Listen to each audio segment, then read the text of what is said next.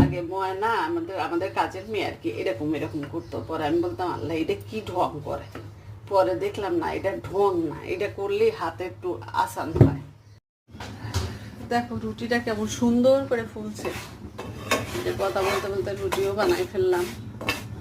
এইটাই মেয়ে মানুষের জীবন। সব মেয়ে মানুষ না, শুধু আমার মতন মেয়ে।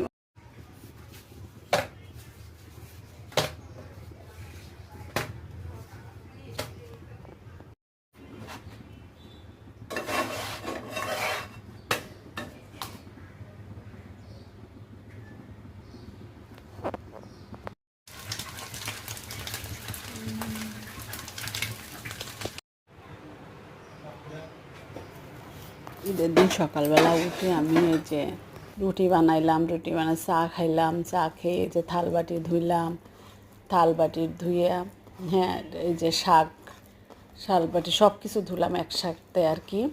কাজের বেটি আসে নাই বলে 5 দিন ছুটি নিয়ে গেছে, কাজের বেটি আসবে না।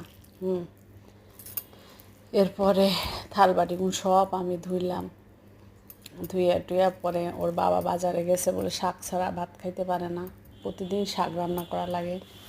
পরে পরে গেছে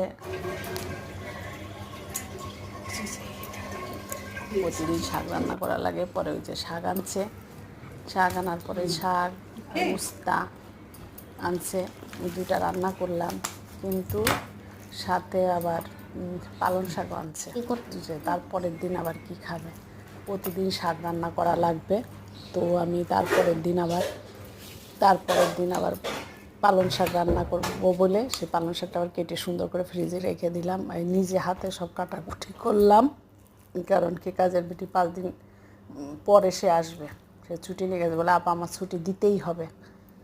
তো কি করব, ছুটি না দিলে ওরা ছুটি নিজেরাই কাটাই নেবে, কারণ কাজের মানুষ না, কিছু করার নাই। তো নিজেরা করতে পারে সব।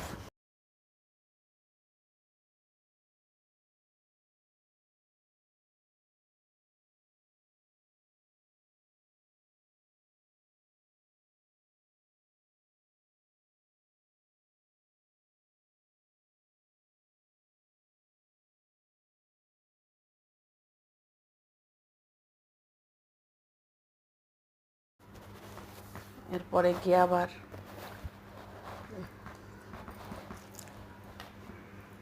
থাল বাটি ধুইলাম, শাক রান্না করলাম, উস্তা রান্না করলাম, তারপরে ঘর ঝাড়ু দিলাম, আবার